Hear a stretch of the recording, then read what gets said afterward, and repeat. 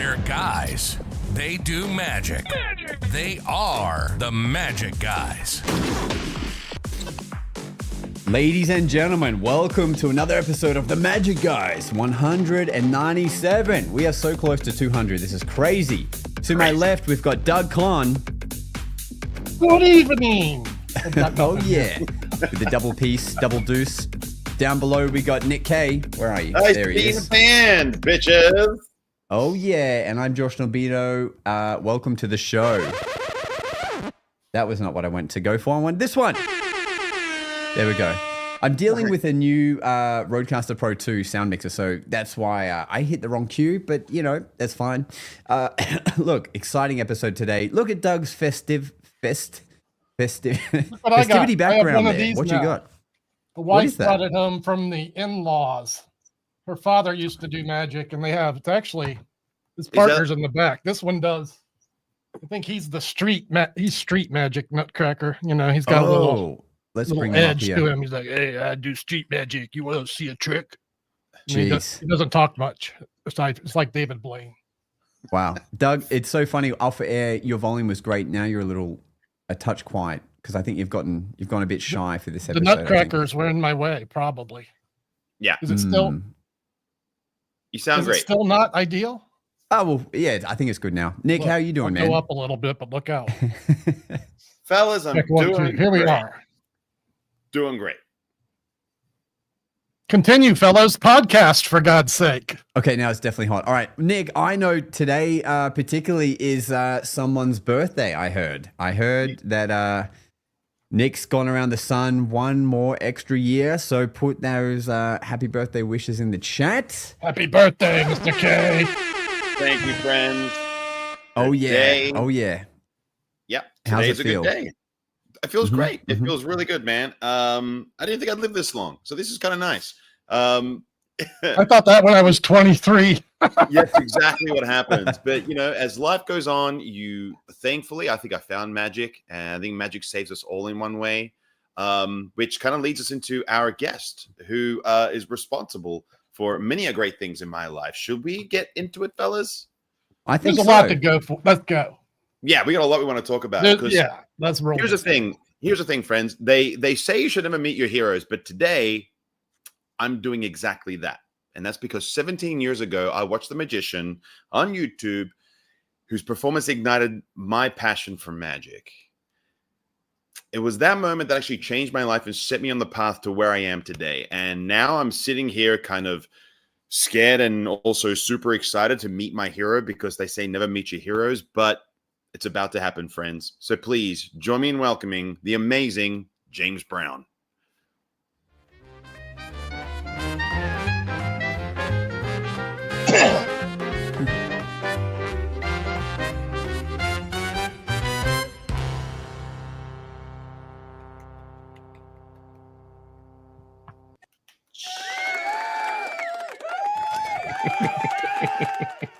Oh, yeah, James, welcome. How are you, my friend? Oh, very well indeed. It is a pleasure to be joining you fine fellows here on your podcast. So thank you very much for the invite, and happy birthday, Nick. And all I can say is you're absolutely right. Best never meet your heroes. This will be a terrible letdown in all possible ways. By the end of this, you'll be thinking, "What a twat." And you'll be right. You'll be absolutely right. You'll be bang on with that assessment. So thank you very much. Yeah. So although you're my hero and you're self-proclaimed twat, why don't you tell our audience who you actually really are? I'm James Brown. I'm a magician, a pickpocket, and a hypnotist, and I've been doing this job for a long time. Do you know? I'm not entirely certain when. I think it's sort of coming up to 30 years, if I'm right in saying that, since I started looking into this subject at all. 28 years, something like that.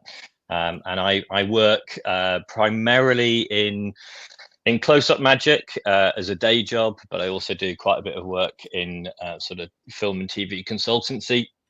And then I have a completely separate sort of hat on in the world of hypnosis, sort of helping to teach hypnotherapists largely how to better make use of hypnosis, and sort of doing a lot to sort of try to educate people about what it is and what it very much isn't. So that's kind of where I am. Sounds like a good corporate gig, like booking the corporate events. A hypnotism show might have some more draw to it than magic show. Yeah. I actually, do you know what? One of the things that I've been persistently working at for the last decade is trying to formulate a hypnosis show that isn't the standard line of chairs make people do daft things. Yeah, you're doing something more educational for the audience, correct? Yeah. I want to do something more educational, but also very much in the hypnosis world, for entertainment hypnosis. I very much trying to find ways of doing it to make it more magical in a way, because I find hypnosis in a comedy hypnosis way is largely reliant upon your audience just laughing. I mean, hypnotists say that the audience is laughing with the people on stage, but we all know that's not entirely true. And I think hypnosis is a phenomenal subject, but it's relegated to this kind of end of the pier style amusement, and I think it should be more here in the UK, and I know he's worldwide now. Darren Brown is probably the only person that's taken hypnosis to a higher level in that way. But I'm still trying to work out that little holy grail. I'm trying to work out a hook for a show that just makes it something more than just, hey, you've just spent my problem is this: you've just seen me do the induction process for the last 40 minutes, and at that point, nothing that happens beyond here is of any surprise to anybody. So again, I find that an odd thing. I think we can make these things much more appealing and magical. I want my audience, when I'm doing a hypnosis style show, I want them to be on the edge of their seats, being astonished again and again and again by what they're seeing, rather than just like, oh yeah, they've done another thing that's made this person look a bit stupid, and we've all had a good laugh at them. So I think there's more that can be done. You see, it's interesting because I'm sort of reflecting on was it a TED talk that you did, if memory serves, where you were giving examples of how that works. And for me, I found that like deeply educational and also very entertaining on that level as well. So are you thinking about doing a larger scale version of that? Yeah, sort of. So I put together an act a long time ago, which is kind of the thing that I've done ever since in various iterations, which was essentially I was trying to break the fourth wall, because one of the misnomers of hypnosis was always that you have to bring them into this trance state, and then you have to maintain that trance state, and I wanted to demonstrate with an act that all the things that could be done with that sort of model of hypnosis could be done without it. And the act that I did on the TED thing, which was very much off the cuff at the time, that was like one of the first times I'd done it, to be honest. And that entire thing was me making stuff up as I went along, which I look back with a degree of like, blimey neck, I was weirdly fearless at the time. But the whole point of the act was I wanted to show that a person could have their eyes wide open, have no sense of something going on, yet still have all the experience, which to me made it more baffling for the audience. If the person's up on stage looking like a drugged up zombie, then nobody's really surprised that they're doing X, Y, and Z. But if the person's there being completely lucid and going, like, I'm not hypnotized, I feel absolutely normal, yet for some reason I can't move my feet, or I can't remember my name, or or whatever else was going on. To me, that was more astonishing. Also, the lack of time, the fact that these things were happening within moments of them coming up on stage, that there was no process for the audience to hook into, no rationale. And again, I find that's kind of the key to magic in a way, where like the best magic to me is often where nothing's being done. If you're doing close-up magic, I think the more you do things, the more you manipulate the cards, the more moves there are, the more the audience goes, well, he must have done something then. But if you do a card trick where somebody selects a card or peeks a card, and you just immediately put the deck down and you don't touch it again, and it still appears underneath the person's watch, now they're going to be like, this is magic. There's no two ways about it. And I kind of felt the same thing applied to hypnosis, that I wanted to cut out all of that process that led to that outcome. If I may, I'm curious. I've seen magicians that portray hypnosis using magic methods. Would you go that way in a stage performance for your show, or would you stay true to just the hypnotism? No, I tend to stay true. I might use magic for the magic button, for example. So as a quick example for this, and I'm saying this because I looked at one of the earlier podcasts, and you mentioned double cross way back in sort of episode 70, and you all sort of said, all those of you on the podcast said, you bought it but didn't really do it because everybody else was doing it.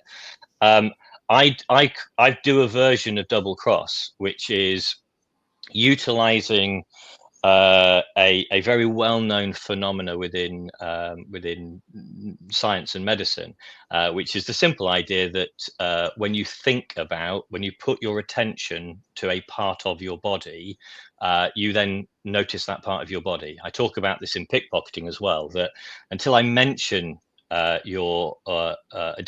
this, none of you are aware of your own underwear. But the moment I've mentioned your underwear, you're all very much acutely aware of the sensation of your underpants against your body. Or not. Or not. Nicely done, Doug. Yay.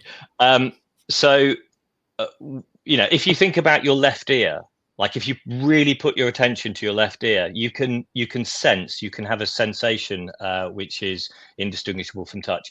So in that context with double cross, I will make use of something that is within the sort of slightly more hypnotic range for the entire setup, which is essentially I say to somebody, hold your hand out. And I say to somebody else, point your finger down. And I just draw the hands closer to each other. And that's the moment I do the mark. And then I never touch that person with the mark again. And I get the first person's finger, and I touch the back of their hand. And I say to them, you can feel that. Yeah, focus on that sensation. When we lift the finger away, I want you to notice that you can still feel that for a few moments, and then it disappears. And that's true. And they say, now watch what happens when you bring your attention back to that spot. You can feel it again, can't you? And people go, yeah. Because what they're actually feeling is the direction of their attention, on their own skin. But once you've set that up, you can slide up and down the arm with the other person's hand, and now they can feel this movement along their skin. But because you've got that set up, it's very easy at that point to say, here's where it gets really crazy. When you touch your own hand, they're going to feel it on theirs. So now one person touches their hand and they have a PK effect. So they touch their hand and the other person's going, oh, I can feel it there. And then I say, touch somewhere else on your arm. Where can you feel it? And they point to the same place. And now you set up that PK thing. You say, I tell you what, let's try something else. And I hand them a normal Sharpie, and I say, and I just literally hold my hand up, and I know that the mark's going to be about there on the other person's hand. And I say, very, very slowly, just draw a little cross. Tell me if you feel this. And as they do that on their own hand, the other person's going, oh my God, I can feel that. That's incredible. And then I've got this lovely hook line, which is right now, everybody else thinks this is just your imagination, but you and I know differently, don't we? and I let that hang for a second, and then I just gesture with my own hand. I just turn my own hand over, which signals them to look, and then they turn the hand over, and suddenly both people have got a permanent mark. Oh my God! But Hang on, because this is actually ridiculous, and everyone listening right now has just gone and bought another double cross after hearing that, because that is like some James Brown like gold right there for a present. Because you could even do that with, you don't even need the double cross ending really if you didn't want to, but obviously that's just blowing their minds out the door. Yeah, I mean, that extra ending. The nice thing about this is you give. It's a little bit like a coin bend. You can just bend a coin, give it to somebody, and then you can say some stuff and they open the hand, the coin's bent. Okay, great. But if you add a little bit of suggestion in the right places and you build on that suggestion, now you actually give the person the moment that it's happening in real time in their experience in their hand. So now nobody's, the person who's felt the coin get hotter, who's felt the coin bend, who's felt the coin cool down again or get heavy or whatever else, is never going to think, oh, you probably just gave me a bent coin, or somehow you bent the coin before you gave it to me. They're never going to think that. In the same way that when I do this version of double cross, and the best part is, like a couple of days ago, I did a gig, I think about 4 days ago, was it Friday, whenever it was, I did a gig, and the person afterwards came up to me and went, a magician did a trick like that a week ago to me, but they just stamped it on my hand without me knowing. Because of course for them, they felt the moment that it took place. So how could it have happened before then? They felt it happen. Yeah. Holy crap. So for me, a lot of what I'm trying to achieve is that. So to go back to Doug's original question, I want the hypnotic thing to be real. I might add a magic button to the end if I want to, but I don't. I have a pet hate. I've got a lot of pet hates actually in the world of magic, to be honest. But one pet hate. Let's go, man. This is the time to let all of that out. Just let the anger go. Let it go. Yeah, we can be your magic therapist tonight. The one thing that I've seen so often, and it can I swear at all on this podcast? Absolutely. Let it go. It's a little swear word. It boils my piss. This boils my piss. It really does. There's oh my God. It's when I see a magician at a corporate show stand up and do a demonstration of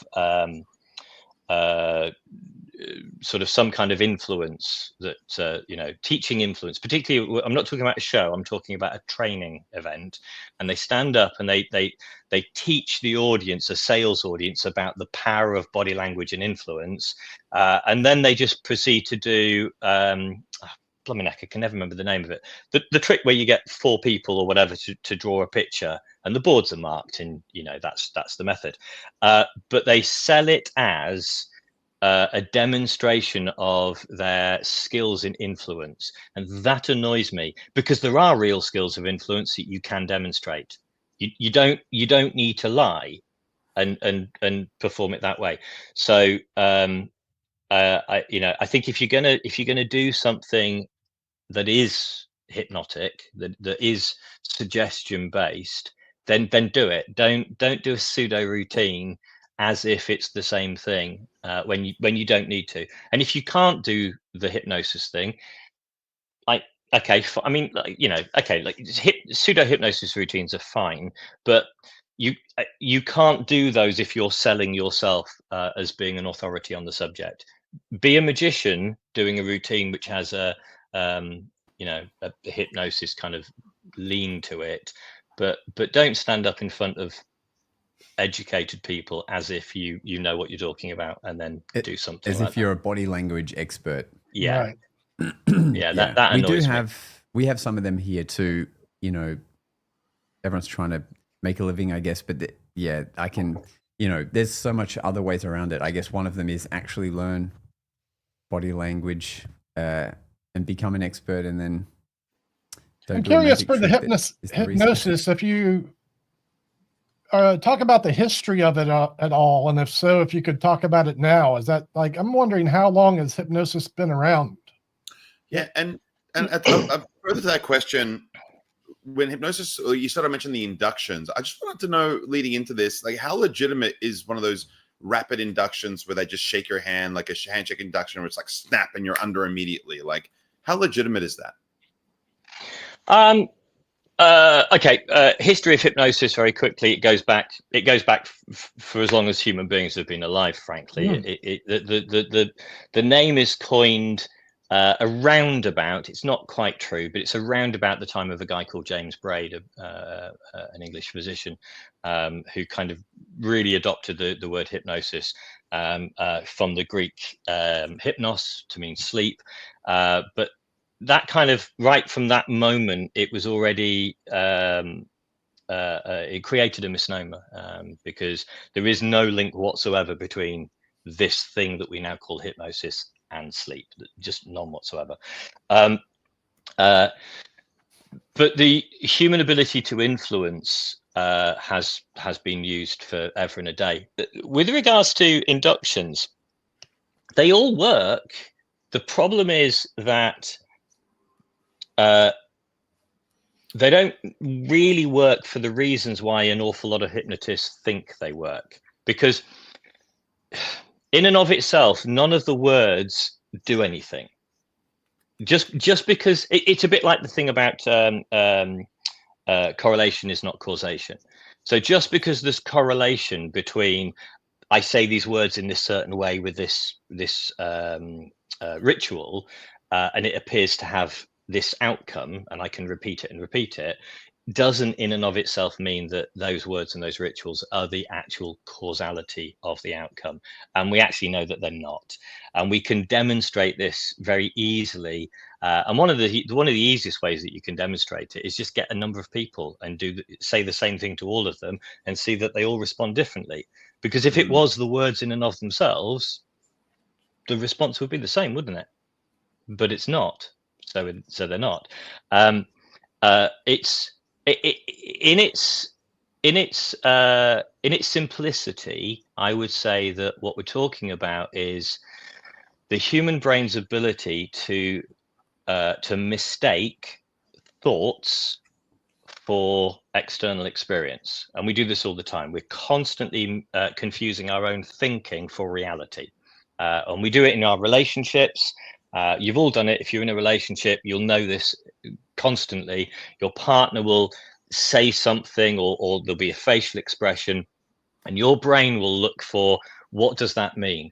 And you'll immediately have this thought, oh, I'm in trouble, they're cross with me. And your body will send a signal that creates this tension.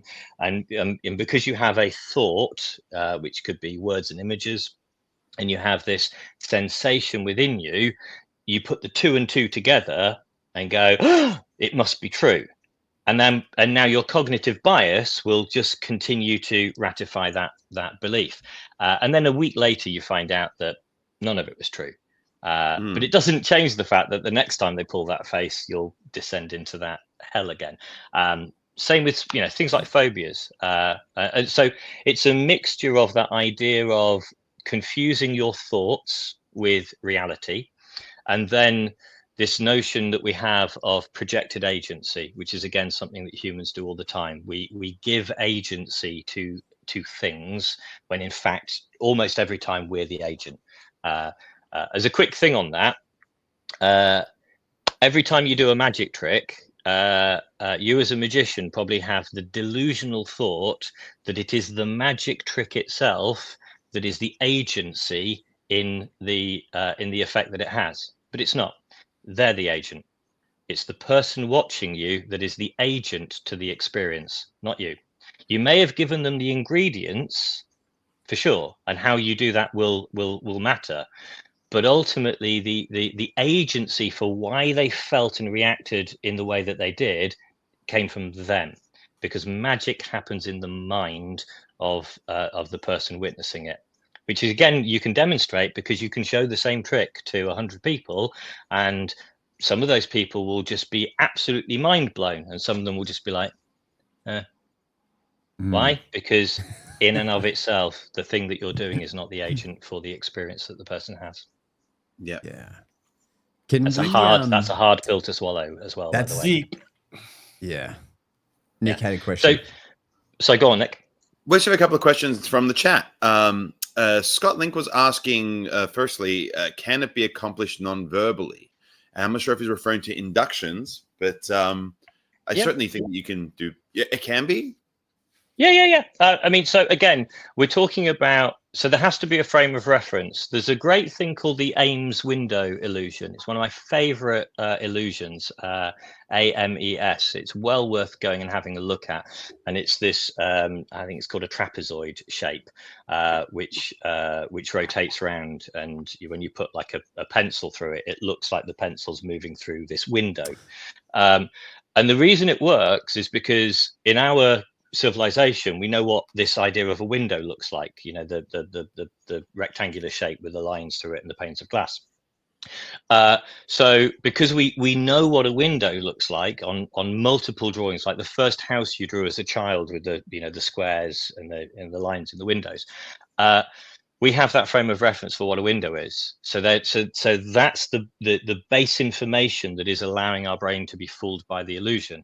But when they've shown that illusion to tribes that don't have that frame of reference for a window, they don't see the illusion. Yeah. So there it is, the Ames window. It's a stunning illusion. It freaks your brain out completely. It goes one way and then boom, it passes through.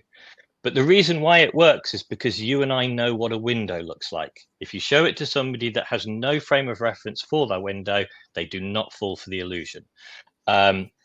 So again, non-verbal inductions work because the person has a frame of reference for this thing that you're doing. That's why they work. If you were to speak to somebody who had no frame of reference for this in any way, no cultural reference to it, it would not work. If you walked up to people on a street, in a place that had never had, that just doesn't have a westernized frame of reference for hypnosis, yanked their arm and went, sleep, they would just be like, what are you doing? Which, by the way, an awful lot of people will do anyway. But if somebody has a belief and a frame of reference, then, I've done it at conventions. I've done it at the UK Hypnosis Convention. Quite famously, actually, I got a bit of a name for this a few years ago. I'd done a talk on all of this stuff, and a few people still hadn't quite got it. And I went, look, I'll demonstrate something for you. And we're in the corridor now, and I wrote on a piece of paper just the word sleep in sort of big font, fold it in half, and then wrote on the outside, read this with intent and expectation. And as somebody walked by, I went, oh, this is for you. And they read the outside, opened it up, and then collapsed to the ground. And everybody was like, oh my God, this is incredible. And I'm like, no, you've misunderstood. It worked because we're at a hypnosis conference. It didn't work because those words are magical or that I have superhuman powers. It worked because we're here, and this weekend has made it work. That's why it's worked. Yeah. So again, you can do these things, but they always work best at a convention. And by the way, magic has a habit of falling into that category too. How many times have you been at a magic convention, seen the best thing ever, and then you've bought it, and then you've taken it out to the lay audience, and lay people have gone, yeah. And the other way around as well, where we don't think it's any good, and then laymen are like, what the hell just happened? Yeah, absolutely. Yeah. So, I mean, I said years ago, I think magicians are the worst arbiters for what is and is not good magic. We're terrible at making that decision. And maybe there's a little bit of the Dunning-Kruger effect going on there. I think maybe the longer you're in magic for, the better you discern these things, because you've had more opportunity to really learn and progress. That's it, right there. If you get a chance to perform it enough, you realize it's not about you and your flashy tricks, your crazy gimmicks. It's about what the people experience in their brain and making it appeal to them emotionally. Yeah. I've got a couple of friends here in the UK who are stand-up comics, and we've all had this conversation with regards to how long have you been flogging your own dead horse? So, you know, a comedian will write a gag and think, I really like this gag, and they'll present it to an audience and it just doesn't work. And they'll go, maybe it was the audience tonight. I'll do the gag again tomorrow, and then they'll maybe write it. They'll tweak it a little bit more. How many audiences not responding does it take for you to finally realize it's not a good gag? And I think magicians can do the same. We can perform something because we've fallen in love with it. Yeah, you know, but maybe because of a sense of ownership, but it's not necessarily a great piece of magic. It could be even worse for magic, because you do your ta-da moment and the audience applauds politely anyway, and so you think it's good. Yeah. Oh, yeah. True. Yeah. I mean, I personally think that I'm fascinated that the holy grail of card magic is any card at any number. But I'll be honest, I've yet to see, even like there's the Burglass effect. There's a video on YouTube of a film they made of the Burglass effect, and it has lots of clips of David Burglass performing it to lay audiences. And I mean, don't get me wrong, Burglass was just a phenomenal man at every level. He was a lovely human being, and he was one of the, you know, he was a pioneer of magic without a doubt. But Arcan appeals to magicians way more than it appeals to lay people, way more. And I've learned lots of variations on any card at any number, and I realized a long time ago that a half decent second deal is just as deceiving to a lay audience as any convoluted, clever psychological variation of it. And we all know, if you've been in this game long enough, you know that you can get somebody to misremember a trick after the fact. If you layer it correctly, and then as you talk about it after you finish the effect, you can create false memory syndrome quite simply. And I think that, you know, it's just I just find it fascinating that from our point of view, we've gone, this is the pinnacle of card magic, but lay people may have a very different view to us. Well, think, you know, talking about lay audiences and how people react, if we can jump back for a second to when you won the Magic Circle Close-Up Magician of the Year award. That video, we're jumping back a long time, aren't we? That's, you know, that's a while ago, but still to this day, people are just discovering that for the first time, probably. You know, that was such a mic drop moment when you've done this routine with a coin and the coin's on their shoulder, and then it's under their watch, and then you do the, you know, the famous, but then what if your watch is gone and now that's on your shoulder? Like, such a crazy circle. When that video came out, or once you performed that, what was like the aftermath of that happening? Like, did everyone start trying to do that exact sequence, or like? Yeah. Yes is the answer. I did. Yeah. I think that it popularized, because again, I looked at that. So the real history of that routine was I saw Greg Wilson do, and I can't think what he called it, but he did the chip, right? He had a chip. Yeah, he did chip on shoulder. And he had, but he had a coin version as well, which used 2 coins, and he was always one ahead with the coins. So he did the coin on the back of the hand, and he'd have the arms up either side of them, and he'd load 1 coin, turn into the body, vanish another coin, and it would reappear. And he was loading a coin and then vanishing the other one. And to be honest, I looked at it and I thought, it's a lovely routine, but I also realized that the chance of being caught with the second coin is massive and inevitable. It's inevitable that you'll be caught with the second coin. If you're caught with 1 coin, i.e., you know, you put the coin in your eye and somebody sees you put it in their eye, it doesn't matter. There's only 1 coin. All they've done is they've caught the misdirection in the moment, and you can just keep going, and you'll probably catch them on the next beat. Anyway, So I put together this one coin routine, and yeah, I just did it. The Magic Circle close-up comp was interesting because my journey into magic was not the same as a lot of people's. I did not come up in, I didn't have parents that were magicians or uncle that was a magician. I didn't go to magic clubs as a child. In fact, I knew as close to nothing about magic until I was about 18. In fact, I was 18. I was at university, and I had no interest in magic growing up. In fact, frankly, I didn't really like the magic I saw on TV. The exception was there was a Paul Daniels magic show on TV when I was a kid.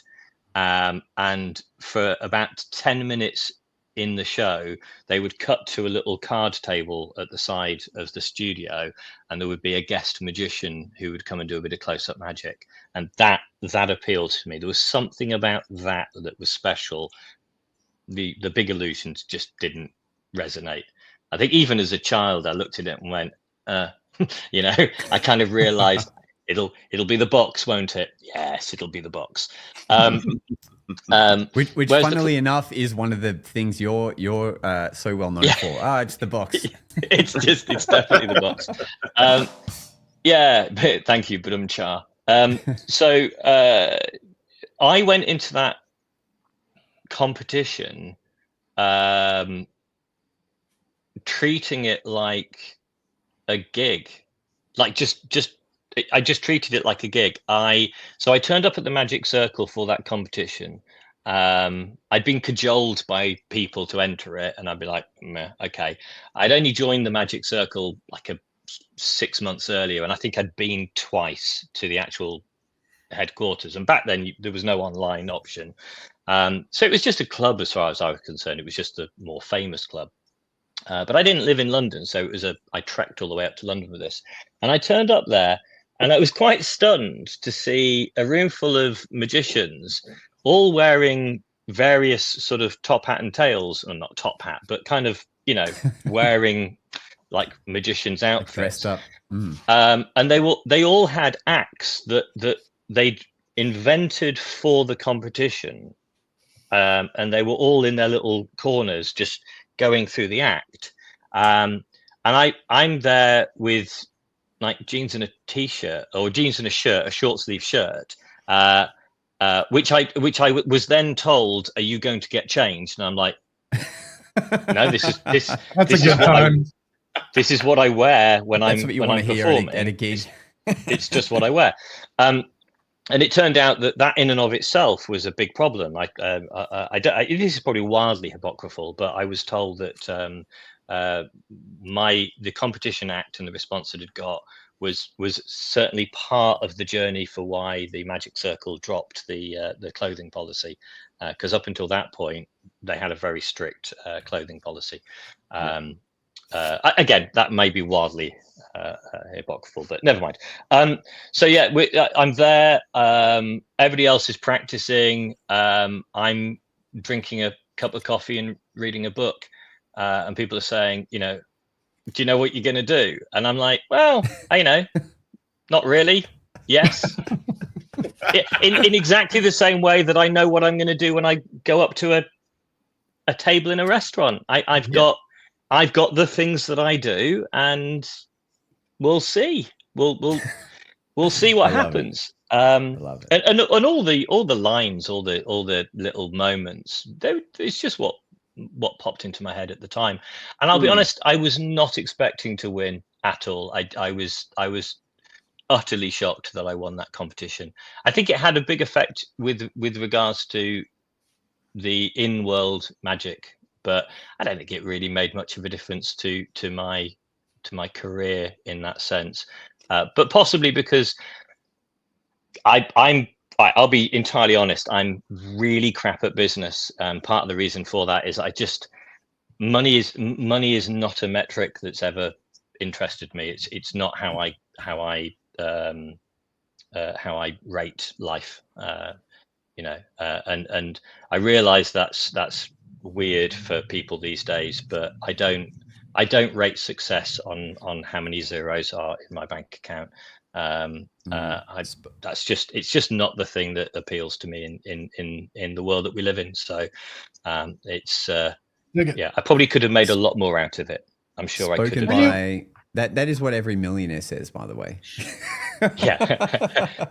So Really? your early projects were so strong. Are you actively still like maybe producing things for the Magi or thinking about it, or no? No, not really. I now and again. So to be honest with you, in the last 10 years, the only things I've really done is when Grant Clark, who runs Illusionist, is just a mate of mine.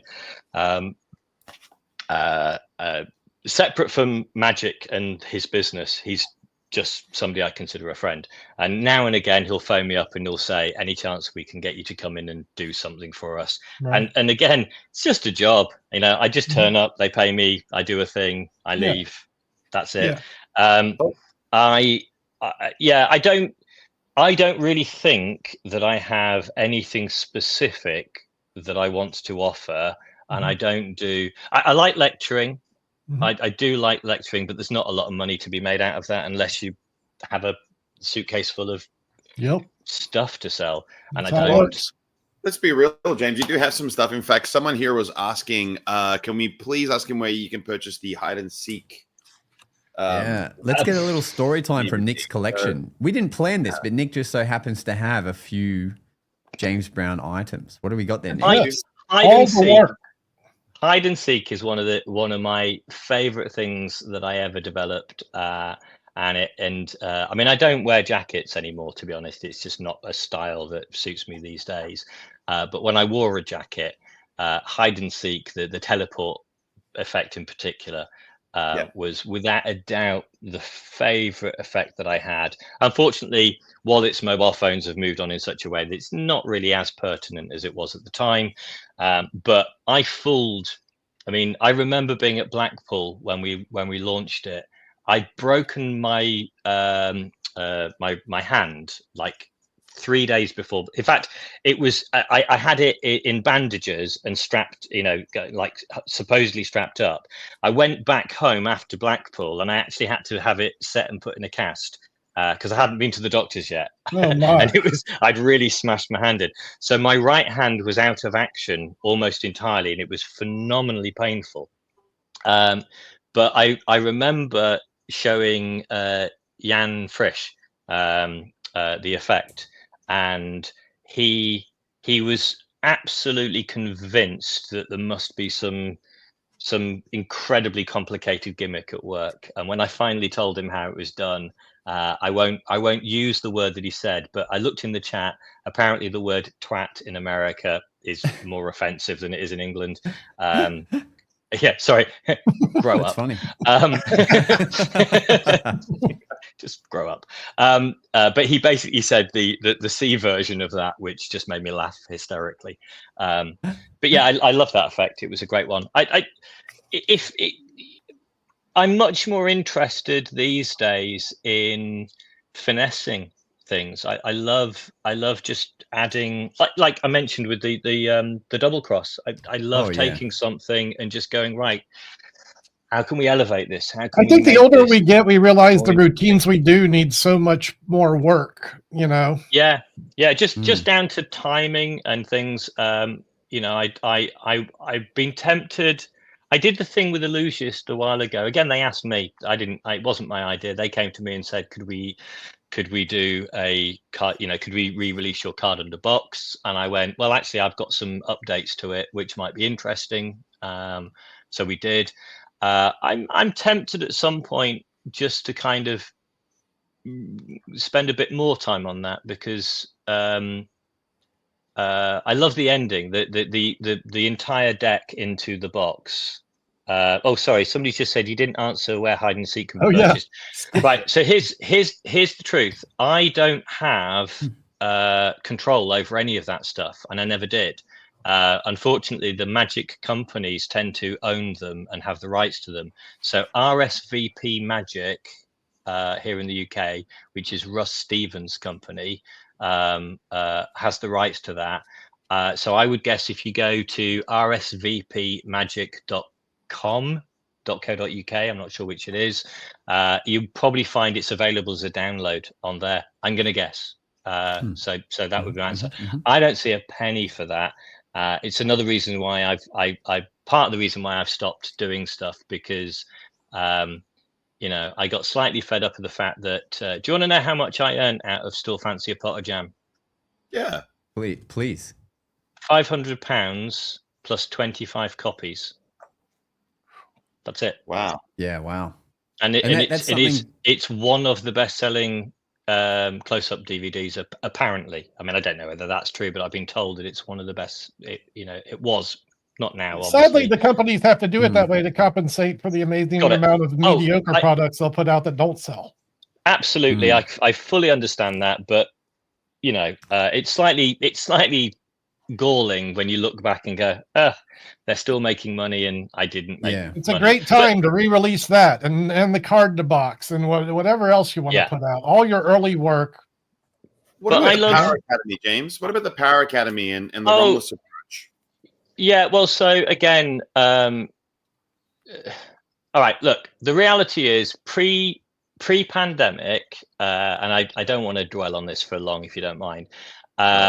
I was married for 17 years, and it wasn't good for me at all. In fact, it was really quite damaging for me in lots of ways. I lived a double life essentially.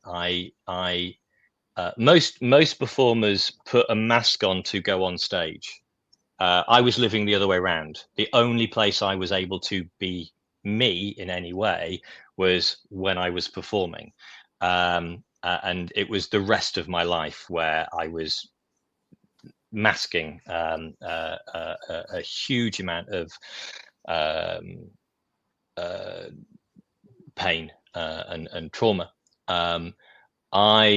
When the pandemic came around and I got out of that relationship, and that was a really difficult time, the pandemic for me, kind of readjusting life, like restarting life, just completely restarting life. I stepped away from Power Academy because I just couldn't cope with that on top of everything else. And my business partner, Danny, still one of my greatest friends, just completely understood, and he says the door's always going to be open, but I just haven't, he shifted direction as well, and became much more kind of business focused, and I wasn't comfortable with that because it just didn't sit right ethically for me to go, I can help you become a successful businessman, when I wasn't really a successful businessman myself.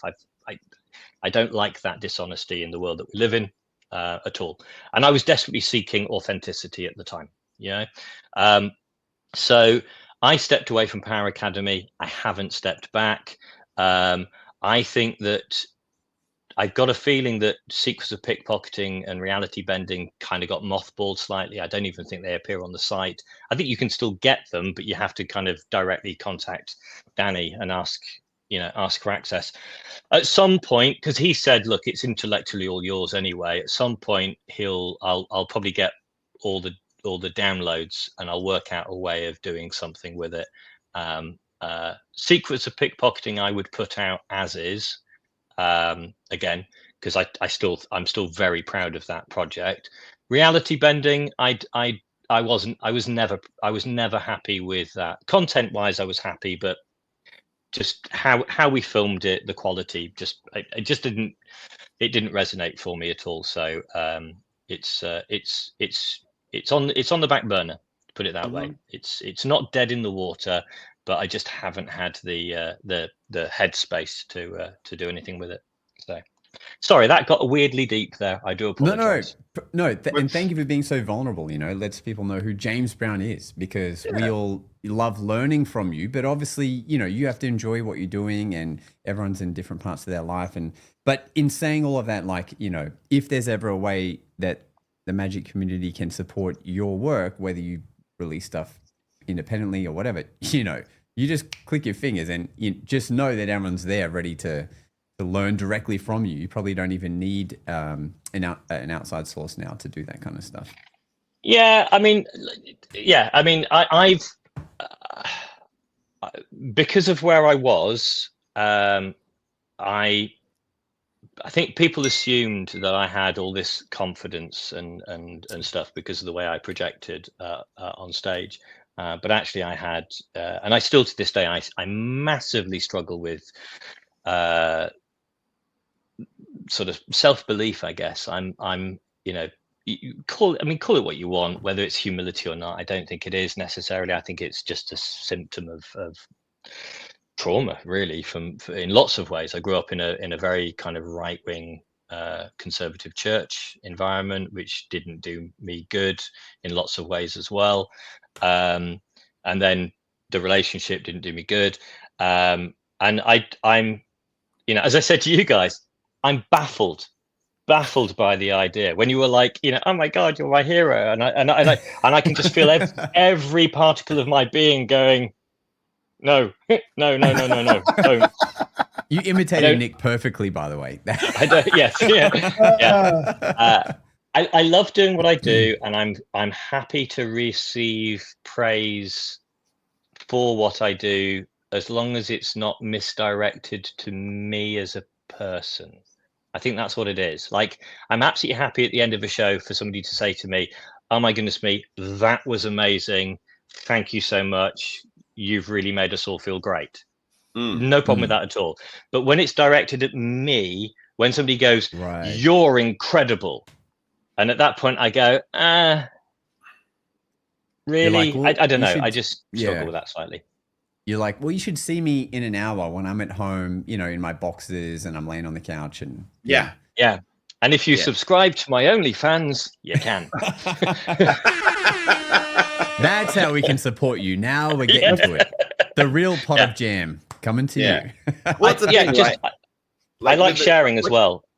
Yeah, absolutely. So just to say, it's like, again, my partner, Hannah, is forever telling me off. She says, you give away stuff for nothing all the time. And I get in, she says, for goodness sake, you should be monetizing this. But I don't know. I can't help it. Well, if you go OnlyFans, you do like sharing. pics with the boxers and the card to box work. Yeah. It's like you just merge the two. It's the best of both worlds. Yeah. And I mean, we won't mention your projects you're doing, but you mentioned backstage that, you're doing a lot of consulting. And so it's like, from the sharing and putting out these videos and maybe teaching stuff that you don't have the property to, like, it's, people have noticed it, and you're now getting to do some pretty big named projects that's everyone would be their dream thing to work on, anyone in the world. So, it's obviously leading you in the right direction. You're doing some pretty high profile stuff. I mean, how often are you gigging? You mentioned you still love doing gigs. Is that something you try to still roster in every weekend? Oh yeah, or? yeah. I'm doing my best to get. I love gigging. So any time I can get a gig in, I get a gig in. I go and do the job I love doing. It's good fun. And if you, I don't know, because obviously some of this is going to go out audio, but if you want, I can share with you just a tiny little something, which is just using the end of the card in box routine, but it's just a way to get to that a lot quicker. And it's just a super fun thing that I've called Room of Requirement, taken out of Harry Potter, just as a hook. And it's very, very simple, and it uses a lovely little ruse with a cull. So you've got your deck. I don't have the box with me, but you'll understand the ending. You say to somebody, name any card. The framing for this, by the way, is I quite often do this in cocktail environments, in stand-up cocktail environments, and I'll say to somebody, I'll take the deck out of the box and I'll look round. There's no table, and I'll say, oh sorry, and I'll balance the empty box on top of somebody's glass, somebody's drink, and I'll just say, sorry, can I just use you as a little table for a moment? And they're like, yeah, sure. So now I say to somebody, name any card, and whatever card they name, I just have the deck to me and I'm just looking for the card. And say if it's the 5 of clubs, the moment I see the 5 of clubs, I cull under the spread and then I angle the spreads to them. So we are looking for the 5 together.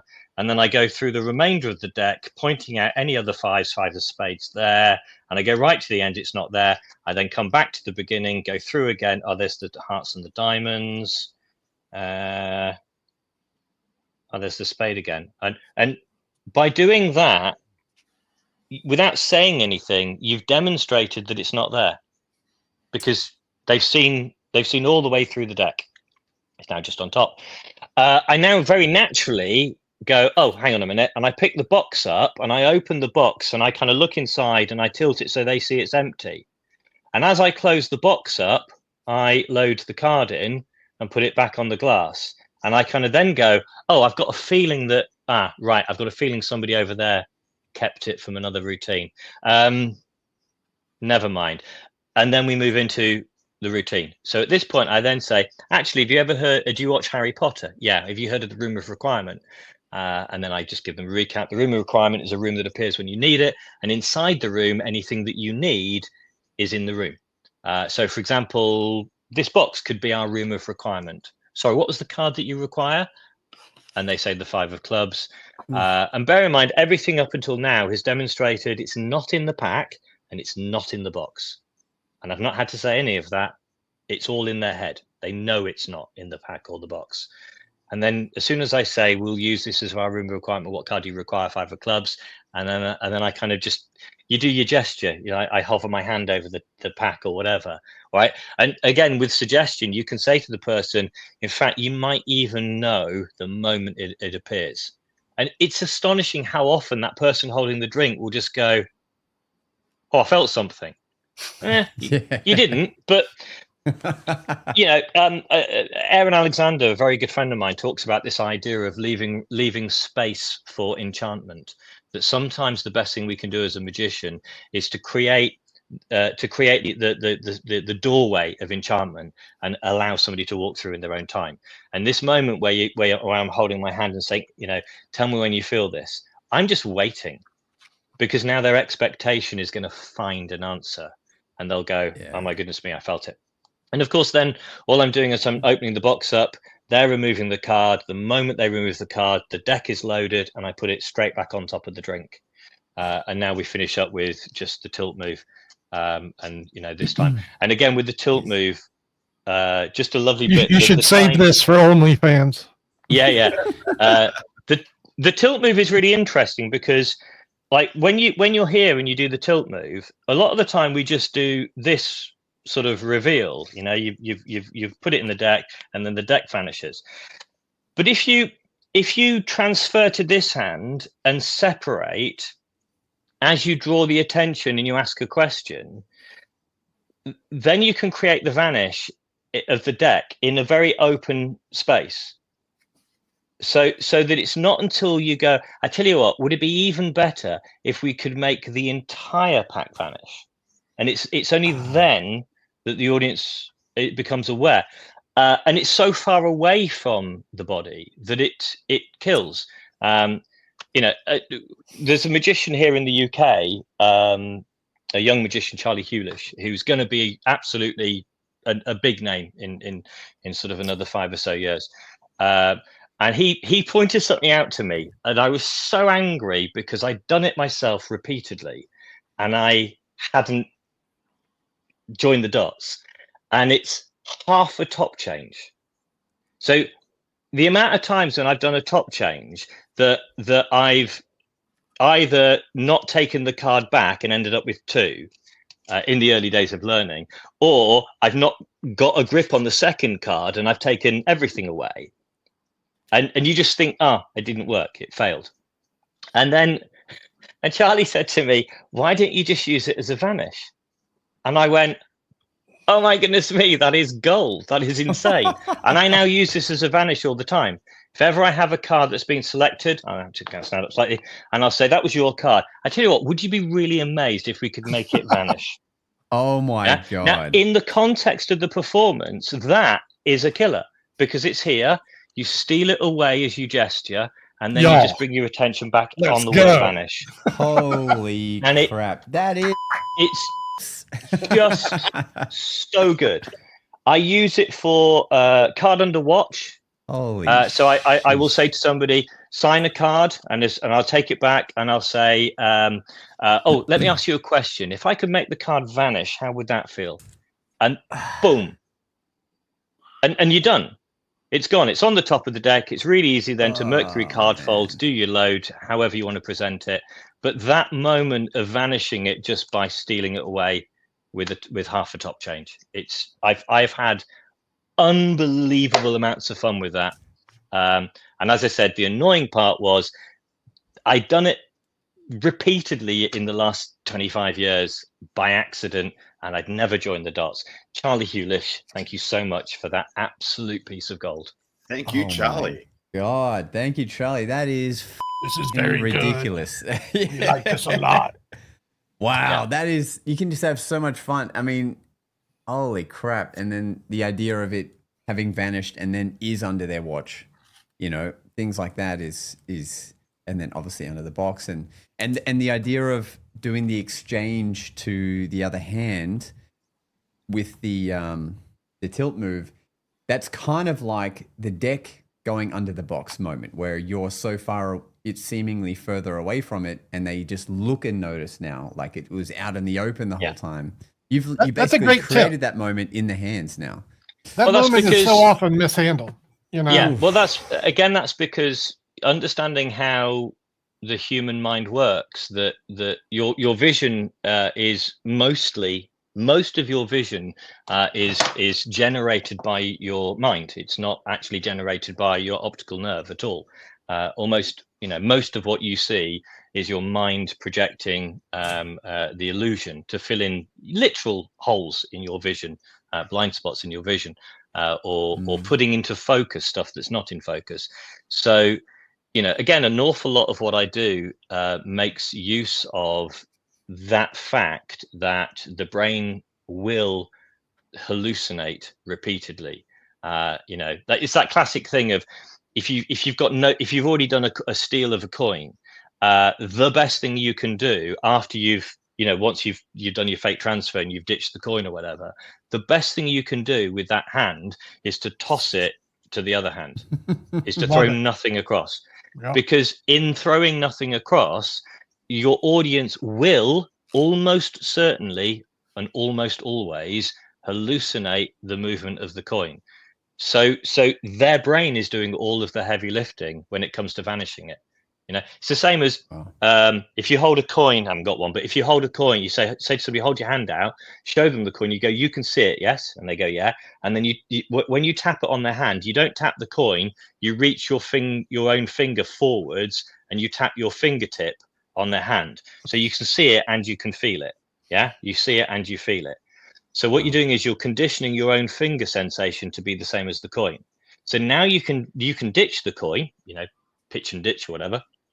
And then you can come back and go, you can still feel the coin. And they'll say yes, because they can. So now when you vanish the coin, their brain knows it was there.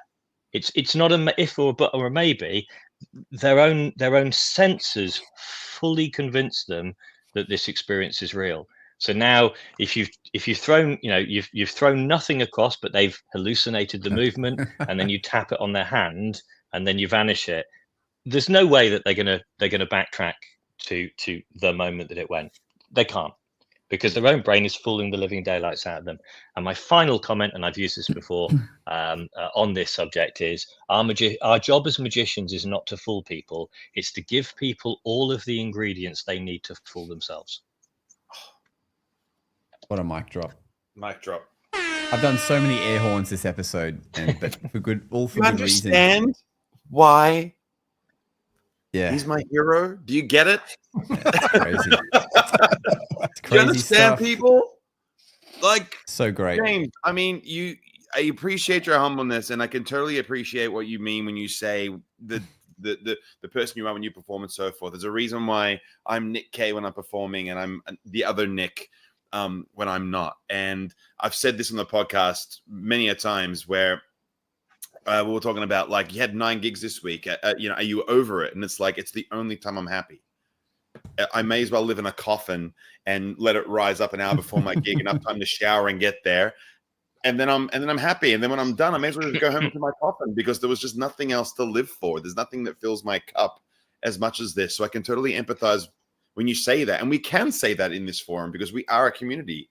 Most of the guys that listen to us here reach out to us and say, "Hey, I just performed my first gig," and it's through listening to you guys for so many episodes that I have the courage to do that. And we jam on Discord and so forth. So when you look at your work and you say things like what I do isn't important, or it's not that doesn't particularly matter, I will say this, that if you hadn't done what you done and even shared what you shared here, like you wouldn't have influenced me to be the guy I am today and to share my magic that I do, number one. And number two, you've probably given birth to another bunch of magicians in this podcast alone, and that is just something that you don't have to feel anything for. You don't have to feel responsible for, or gratitude, or maybe even apologize for. But one thing that we can say to you is thank you. That's all we want to say. Thank you. 100%. Pleasure. A pleasure. 100%. Just because somebody's written a question, which I have literally just noticed, David Russell, hi Dave, has put, what is James's number one tip on practicing? And my number one tip is do it. That's it. I think that one of the things about magic is you do require an audience, and there's only so far that bedroom practicing, in mirror practicing will get you. But if you are going to practice a routine before you go out and start performing it, my advice would be to do what I call 4D practicing. In other words, stand up, practice three-dimensionally, as if with full movement, as if there's a real audience, and picture where they are, picture how they're responding. And practice the whole thing rather than just the move, because if you practice the move, you'll get really good at this bit here, but not this bit up here.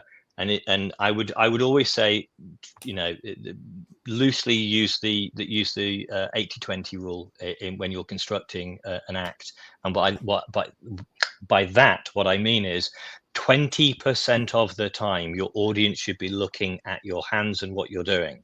80% of the time should be engagement up here. And the only reason that you're getting them to look down is to give them another piece of ingredient to help the puzzle be built. But yeah, basically, if they're staring at your hands or the deck of cards or whatever the entire time, then that's probably because of the way you've been practicing more than anything else. So practice 4-dimensionally, as it were, and make sure that you understand that the magic is going to happen up here in the engagement between you and them, and ultimately it's going to happen in their mind. So yeah, I only really want you looking at the cards, because in that moment it's giving you, or the coins or whatever, it's giving you a little bit of ingredient. Love this ingredient. The rest of the time I want you up here with me. Yeah, because that's when the real engagement takes place. Bloody hell! If you ever do a live Q&A finesse session with James Brown, I will sign up to that in a heartbeat, because this is all so good. This stuff is amazing. Thank you again. Like someone said in the comment, this should be a 3-hour Rogan podcast. Absolutely. But James has stayed up specifically in the UK. It's probably 1 a.m. now for him. And, we thank you so much for coming on. Before we sign off and give James the final word, just a quick, next week we have Mr. Masato joining us on the podcast. Cool. Join us for that. And Doug was the first to get this. We have just a festive mug out at the moment. If you want to give them a little look at that, that is available on our website right now. The Magic Guys Christmas mug. We have about 7 of them going It's out an excellent mug. We like it a lot. we have about 10 or so going out to our friends that entered our comp in the Discord last week. But anyway, they are available. But look, this is amazing. This is one of the episodes I'm like looking forward to listening back to straight away, because there was some such gold moments about double cross and vanishes and thoughts, and so good. So anyway, I'll stop talking. We're gonna thank James. All of his links are in the description below, and we're gonna leave James with the final word.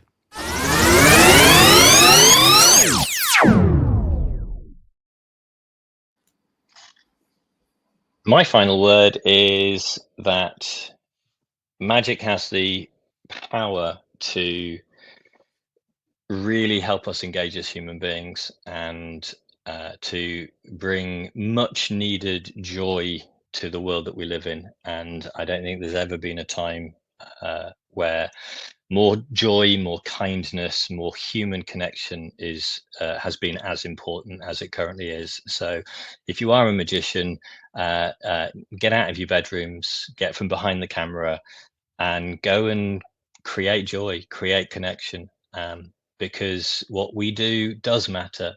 Not in the tricks, not in the ownership of magic solutions and ideas, but in the fact that we can genuinely create moments that make people feel better about who they are. That'll do.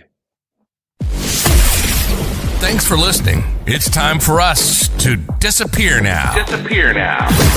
But we'll see you again on the next episode of The Magic Guys.